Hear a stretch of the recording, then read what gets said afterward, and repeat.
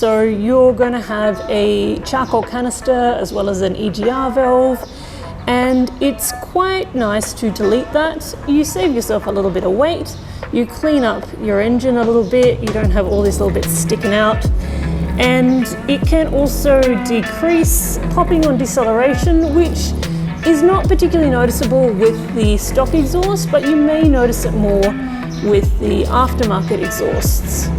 So if you wish to delete your EGR valve, I have a kit for that.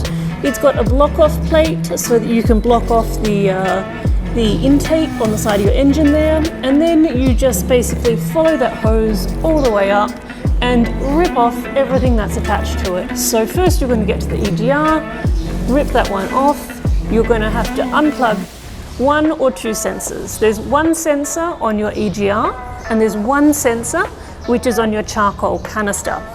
So both of those we supply block-off plugs. So you plug that into where you've disconnected the sensor, and that way you don't get a check engine light for the rest of forever.